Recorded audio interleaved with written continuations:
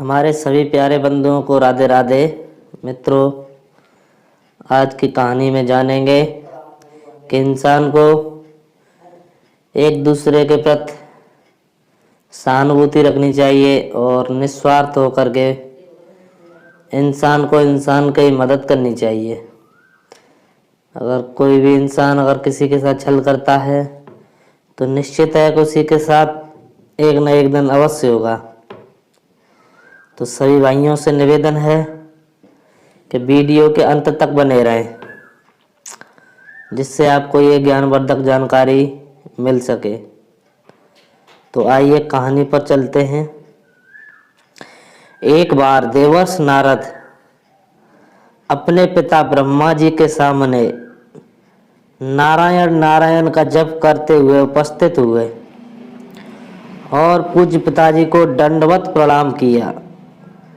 नारद जी को सामने देख ब्रह्मा जी ने पूछा, नारद आज कैसे आना हुआ? तुम्हारे मुख के भाव कुछ कह रहे हैं, कोई विशेष समस्या है? नारद जी ने उत्तर देते हुए कहा, पिताश्री ऐसा कोई विशेष समस्या तो नहीं है, कई दिनों से मन में एक प्रश्न खटक रहा है। आज आपसे इसका उत्तर जानने के लिए उपस्थित हुआ हूँ। श्री ब्रह्मा जी ने कहा, तो विलंब कैसा कर रहे हो पुत्र? मन की शंकाओं का समाधान शीघ्रता से कर लेना चाहिए। निसंकोच होकर अपना प्रश्न पूछो। नारद जी ने कहा, पिताजी आप सारे सृष्टि के परमपिता हैं, देवता और दानव आपकी ही संतान हैं। भक्ति और ज्ञान में देवता श्रेष्ठ हैं तो शक्ति तथा तापचरण में दानव श्रेष्ठ हैं। परंतु मैं इसी प्रश्न में उलझा हुआ हूं कि इन दोनों में कौन अधिक श्रेष्ठ है। और आपने देवों को स्वर्ग और दानवों को पाताल लोक में जगह दी, ऐसा क्यों? इन्हीं प्रश्नों का उत्तर जानने के लिए मैं आपकी शरण में आया हूँ। नारद ने ब्रह्मा जी से अपना प्रश्न बताते हुए कहा,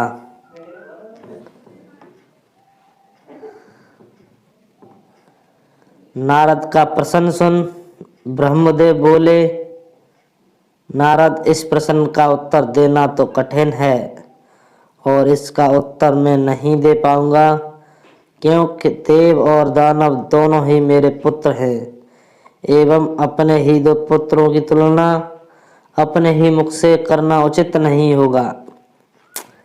लेकिन फिर भी तुम्हारे प्रश्न का उत्तर ढूंढने में मैं तुम्हारी सहायता कर सकता हूँ। तुम आज ही देवों और दानवों दोनों को मेरी ओर से भोजन का निमंत्रण भेजो। कल ही हम उनके लिए भोज का आयोजन करेंगे और कल ही तुम्हारे प्रश्न का देव और स्वर्गलोक में तथा दानव पाताल लोक में इस प्रश्न का उत्तर मिल जाएगा। नारद ने तत्काल ही असुरों और देवों का निमंत्रण दे आए। दूसरे दिन दानव ब्रह्मलोक में भोजन का आनंद लेने के लिए पहुंच गए और उन्होंने पहले पहुंचने के कारण भोजन की पहली शुरुआत खुद करने के लिए ब्रह्मा जी से आग्रह किया। भोजन की थालियां परोसी गईं। दानव भोजन करने के लिए बैठे। वे भोजन शुरू करने ही वाले थे कि ब्रह्मा जी हाथ में कुछ लकड़ियां लेकर उनके समक्ष उपस्थित हुए और उन्होंने कहा, आज के भोजन की एक छोटी सी शर्त है।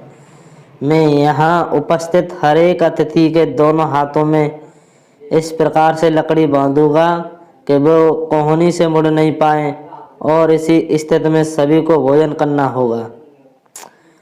कुछ देर बाद सभी असुरों के हाथों में लकड़ियां बंध चुकी थीं। अब असुरों ने खाना शुरू किया, पर ऐसी स्थिति में कोई कैसे खा सकता था? कोई असुर सीधे थाली में मुंह डालकर खाने का प्रयास करने लगा तो कोई भोजन को हवा में उछालकर मुंह में डालने का प्रयत्न करने लगा।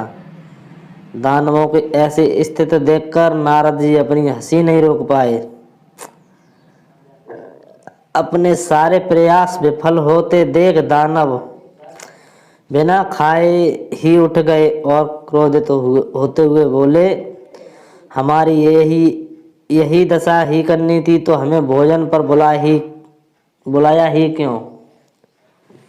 कुछ देर पश्चात देव भी यहाँ पहुँचने वाले हैं। ऐसी ही लकड़ियाँ आप उनके हाथों में भी बांधिएगा ताकि हम भी उनकी दुर्दशा का आनंद ले सकें। कुछ देर पश्चात देव भी वहाँ पहुँच गए और अब देव भोजन के लिए बैठे। देवों के भोजन मंत्र पढ़ते ही ब्रह्मा जी ने सभी के हाथों में लकड़ियाँ बांधी और भोजन की शर्त भी रखी। हाथों में लकड़ियाँ बंधने पर भी देव शांत रहे। वे समझ चुके थे कि खुद अपने हाथ से भोजन करना संभव नहीं है, अतः वे थोड़ा आगे खिसक गए और थाली से अन्न उठा सामने वाले को खिलाकर भोजन आरंभ किया। बड़े ही स्नेह के साथ वे एक दूसरे को खिला रहे थे और भोजन का आनंद ले रहे थे। उन्होंने भोजन का भरपूर स्वाद लिया, साथ ही दूसरों के प्रति अपना स्नेह और सम्मान जाहिर किया। जी हाँ मित्रों, यह कल्पना हमें क्यों नहीं सूझी। इसी विचार के साथ दानव बहुत दुखी होने लगे। नारद जी यह देखकर मुस्कुरा रहे थे। नारद जी ने ब्रह्मा जी से कहा, पिताश्री आपकी लीला अगाध है। युक्ति, शक्ति और सामर्थ्य का उपयोग स्वार्थ हेतु करने की अपेक्षा परमार्थ के लिए करने वाले का जीवन ही श्रेष्ठ होता है। दूसरों की भलाई में ही अपनी भलाई है, यह आपने सप्रमाण दिखा दिया और मुझे अपने प्रश्नों का उत्तर मिल गया है। ब्रह्मा जी को सबने प्रणाम किया और वहाँ से विदा ली। बंधुओं, हमें यह जीवन सिर्फ अपने ही स्वार्थ के लिए नहीं मिला है। यदि हम इसका उपयोग परोपकार के कार्यों के लिए करते हैं तो निश्चित रूप से हमें इसी का जीवन में स्वर्ग की प्राप्ति होगी। यदि हम दूसरों को प्यार और स्नेह देंगे तो बदले में हमें भी प्यार और स्नेह ही मिलेगा। यदि हम अपने सामर्थ्य के अनुसार हमारे समाज के लिए एक छोटा सा योगदान भी दे सकें तो यह हमें अपने आप में एक बहुत बड़ी उपलब्धि के बराबर है। तो इस प्रकार नारद जी के प्रश्नों का उत्तर से ब्रह्मा जी ने दिया और वे संतुष्ट होकर के अपने धाम वापस लौट गए। मित्रों, अगर ये जानकारी आपको अच्छी लगी हो तो चैनल को सब्सक्राइब अवश्य कर दें, बेल आइकॉन को दबाएं और वीडियो को ज़्यादा से ज़्यादा अपने सगे संबंधी रिश्तेदारों को शेयर करें, जिससे ये मोटिवेशनल जानकारी आपके सभी सगे संबंधियों को प्राप्त हो सके। और विदा लेते हैं आप लोगों से, तब तक के लिए राधे राधे। मिलते हैं किसी और नई वीडियो के साथ। जय श्री राधे, जय श्री कृष्णा, धन्यवाद।